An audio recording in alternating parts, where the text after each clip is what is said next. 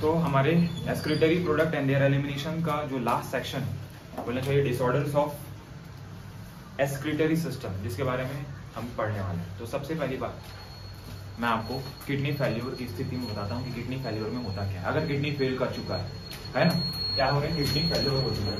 मैं बोल रहा हूँ अगर तो किडनी अगर ये फेल हो चुका है ना, किडनी फेल्योर के बारे में बात कर रहे हैं, ठीक है, या किडनी अगर फेल हो चुका है तो इस स्थिति में क्या होगा, इस स्थिति में क्या होगा, हमारे फेल हो चुका है, यानी किडनी अपना काम, किडनी का क्या काम है, ब्लड से यूरिन को यूरिया को बाहर निकालना, वो काम नहीं कर पा रहा है। तो क्या होगा, इससे क्या होगा सर, जो यूरिया है इसका एक्यूमुलेशन होगा। इसका क्या होगा, एक्यूमुलेशन यानी संग्रहण होगा, इकट्ठा होगा। तो इसमें एक्यूमुलेशन होगा, यूरिया का क्या होगा, एक्यूमुलेशन इन ब्लड, एक्यूमुलेशन होगा बेटा ब्लड में, आया ना। और ब्लड में अगर एक्सेस अमाउंट में अगर यूरिया है, मतलब कुल मिला के किडनी फेल हो चुका है, तो जो यूरिया बाहर निकलनी थी किडनी से नेफ्रॉन के थ्रू और पर वो यूरिया बाहर नहीं निकल पा रही है, वो ब्लड में इकट्ठा होते जा रही है। तो इस कंडीशन को हम लोग बोलेंगे यूरेमिया। इस कंडीशन को क्या बोलेंगे, यूरेमिया, है ना। इस डिसऑर्डर को बोलेंगे यूरेमिया। समझ पा रहे हैं, ये यूरेमिया का कंडीशन है। कौन सा कंडीशन है बेटा, ये यूरेमिया का कंडीशन है, ठीक है। तो ब्लड किसका एक्यूमुलेशन हो रहा है बेटा, यूरिया का, आया ना, ब्लड। और ये किस स्थिति में आएगा, खास करके किडनी फेल्योर की स्थिति में ये आता है बेटा। किस स्थिति में आएगा बेटा, ये किडनी फेल्योर की स्थिति में आएगा। यस और नो, यहाँ पर लिखो, किडनी फेल्योर की स्थिति है ये।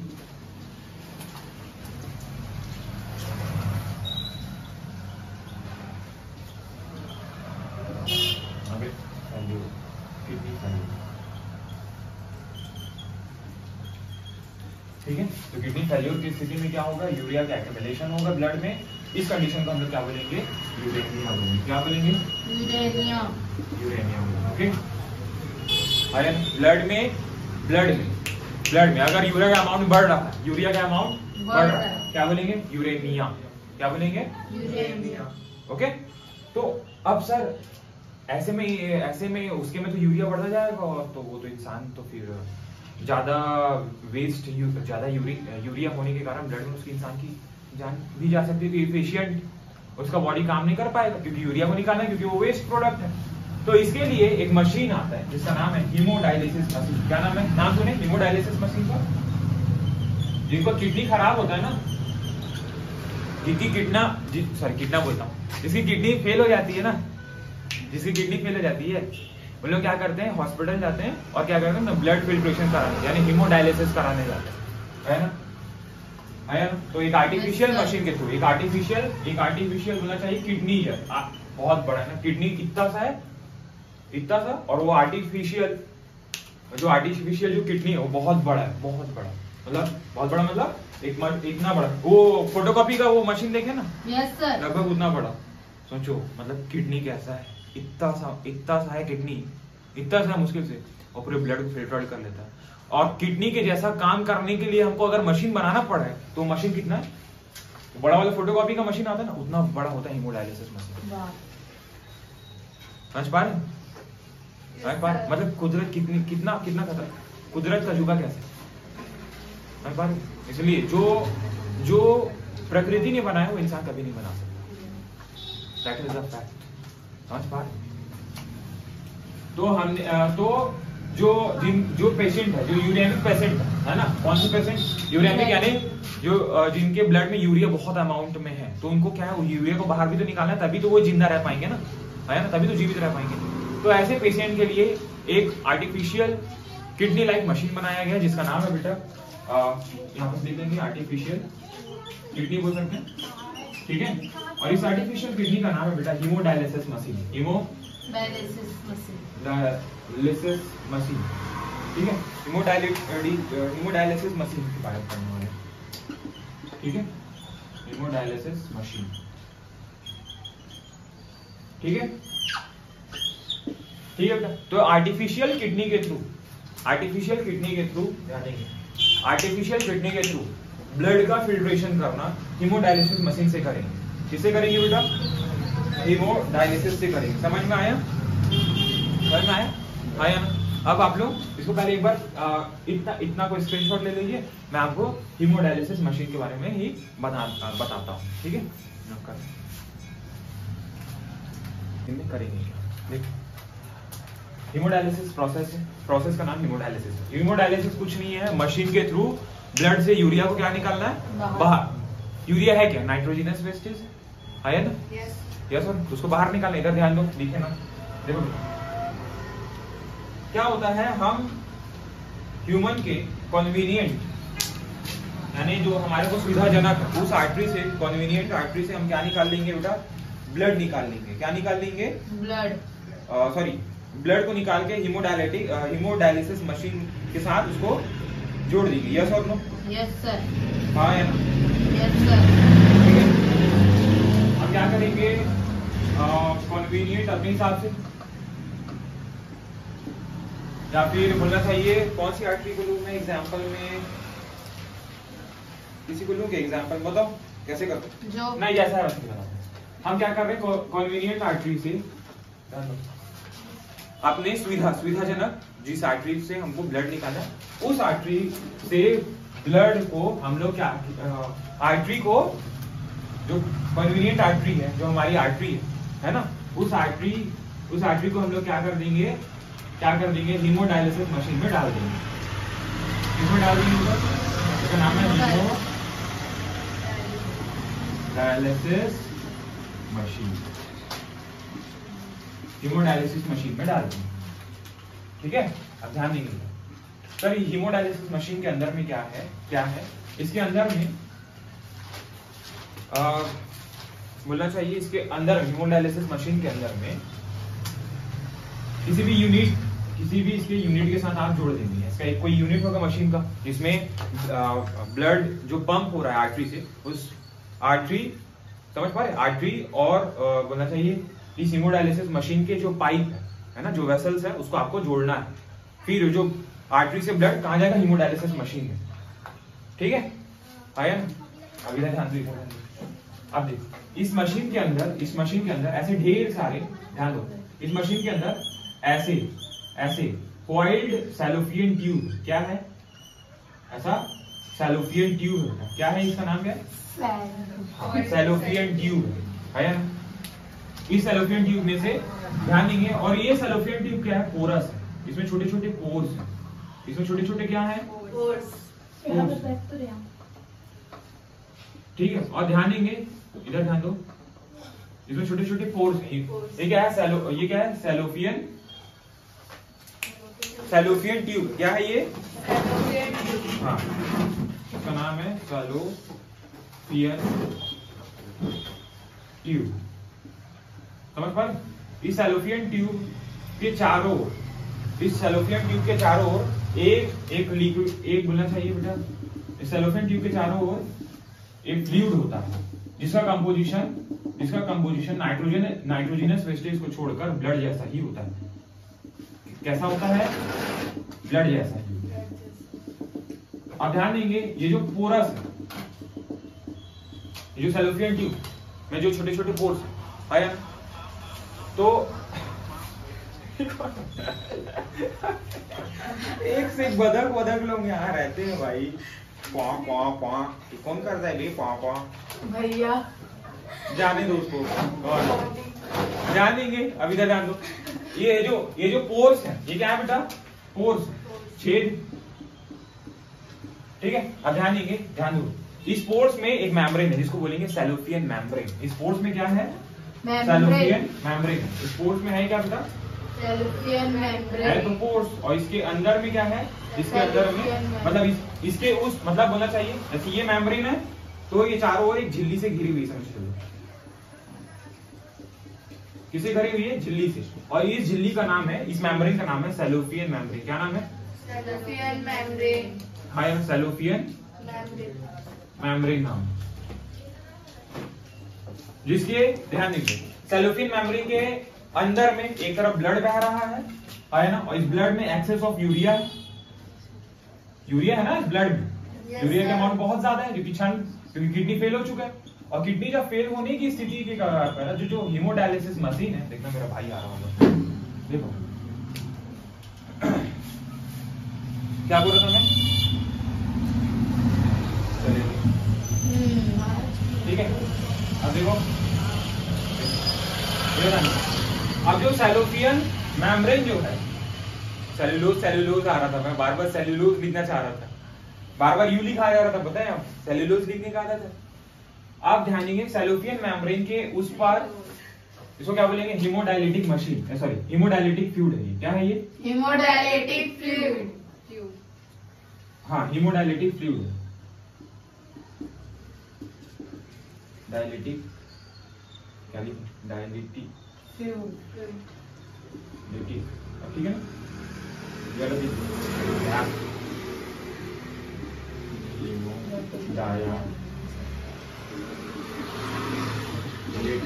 अब ठीक है, लगातार लिखते रहो तब फ्लो में आता है। तो हीमोडायलिटिक फ्लूइड इसे चाहो, जिसका कंपोजिशन ब्लड की जैसे केवल इसमें ये प्योर है, शुरुआत है, क्या है ये, क्या है, प्योर है, इसमें किसी भी प्रकार का नाइट्रोजनस वेस्टेज नहीं है इस फ्लूइड में।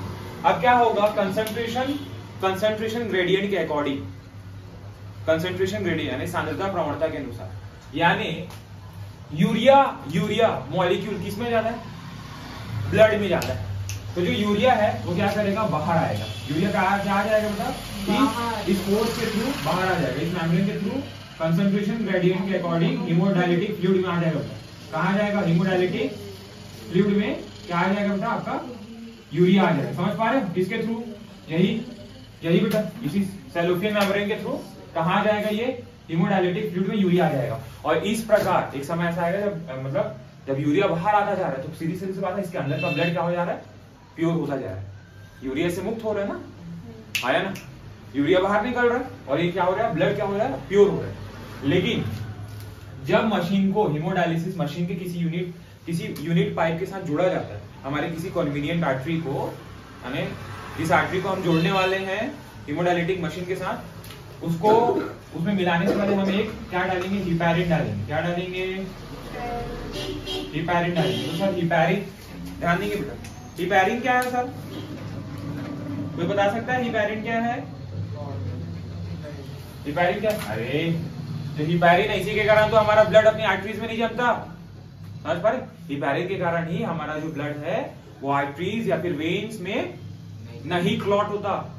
तो अभी ये मशीन के अंदर जा रहा है, तो मशीन के अंदर क्या बनेगा, क्या हिपैरिन, ये तो मशीन है, इंसान थोड़ी है वो, है ना, इसलिए हमको हिपैरिन जैसा केमिकल डालना पड़ेगा, हिपैरिन को ब्लड के साथ मिक्स करना पड़ेगा, समझ पा रहे हो, तब अंदर में यहाँ अंदर जाके ब्लड क्लॉट हो जाएगा, है ना, फिर ब्लड बहना बंद हो जाएगा, इंसान को कम ब्लड मिलेगा, ऐसे इंसान टपक जाएगा, समझ पा रहे, यस और फिर उसके बाद फिर ऐसे ही ब्लड प्योर हो जाएगा बेटा, इधर से क्या जा रहा है, इम्प्योर ब्लड जा रहा है, क्या जा रहा है, इम्प्योर, है ना, या फिर बोलना चाहिए हाँ इम्प्योर ब्लड जा रहा है इधर से, और इधर से प्योर ब्लड बाहर आ रहा है, तो इधर से क्या आ रहा है, प्योर ब्लड बाहर आ जाएगा। अब हम अपने कन्वीनियंट वेन से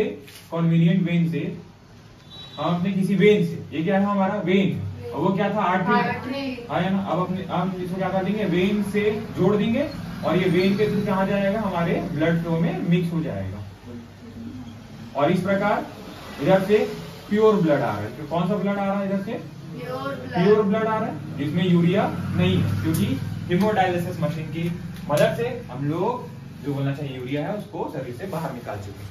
जैसा है ना आसान हिमोडायलिसिस मशीन, मैं आपको जितना आसान करके बता रहा हूँ, अब ध्यान देंगे। अब आपने क्या किया, केमिकल डाला, वो केमिकल अब ब्लड में भी जाएगा, आपने केमिकल हिपैरिन डाला है, तो क्या करना पड़ेगा आपको, एंटी हिपैरिन डालना पड़ेगा। क्या डालना पड़ेगा, एंटी हिपैरिन डालना पड़ेगा वापस ब्लड में, ताकि वो इस हिपैरिन को खत्म कर दे। फिर क्योंकि ब्लड ऐसी हिपैरिन बना रही है, ये हिपैरिन का केमिकल, हिपैरिन लाइक केमिकल है, इसके कारण क्या होता है, ब्लड कोएगुलेट नहीं होता। एंटी कोएगुलेंट क्या है, ये एंटी कोएगुलेंट, ये क्या है, एंटी कोएगुलेंट है ना, जिससे रक्त का थक्का नहीं जम पाता। क्लियर है, नहीं क्लियर है, एकदम अच्छे से। हीमोडायलिसिस उतना ही कॉम्प्लेक्स करके लिखा हुआ है एनसीईआरटी में, आपको जितना आसान हो सकता है उतना आसान करके बता। सबसे अच्छा आसान डायग्राम होता है कि आपको डायग्रामेटिक व्यू से समझें, क्योंकि मैं जब पढ़ता था तब हीमोडायलिसिस में फंसा हुआ था।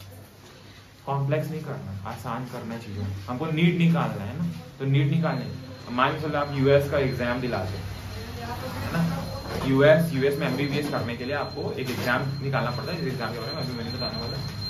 तो कुल मिला के यही सब चीजें आएंगी, और आप इंडिया और यूएस के एग्जाम का लेवल एक ही है, समझिए। आपको अगर उसको निकालना है तो भाई यहाँ से तो जूझना पड़ेगा ना, आपको इमेजिन भी तो होना चाहिए क्या कर रहा है। तो हीमोडायलिसिस क्या है, एक मैन मेड किडनी जैसा एक मशीन है जो क्या करेगा, यूरिया को बाहर निकाल देगा, है ना। यूरिया कैसे बाहर आएगा, according to the concentration gradient. कौन सा ग्रेडियंट, कंसंट्रेशन ग्रेडियंट। हाँ, कंसंट्रेशन ग्रेडियंट मतलब ये अपने हायर कंसंट्रेशन से जो मॉलिक्यूल है, अपने हायर कंसंट्रेशन से जो मॉलिक्यूल होगा यानी जो यूरिया है, अपने हायर कंसंट्रेशन से लोअर कंसंट्रेशन की ओर जाएगा। तो लोअर कंसंट्रेशन कहाँ है इसका, हीमोडायलिटिक फ्लूइड में है ना। हीमोडायलिटिक फ्लूइड में जो यूरिया का उसका कंसंट्रेशन कम है, और ब्लड में यूरिया का अमाउंट बहुत ज्यादा है ना। जिन लोगों का किडनी काम नहीं करता ना, लोग हीमोडायलिसिस के लिए जाते हैं, देखना ठीक है। पैसा लगता है इसमें, बहुत पैसा लगता है, समझ में आ गया, ठीक है। इतना नोट करें। तो हीमोडायलिसिस इसी के साथ कंप्लीट होता है, ठीक है। अब आगे और भी डिसऑर्डर्स के बारे में पढ़ते हैं।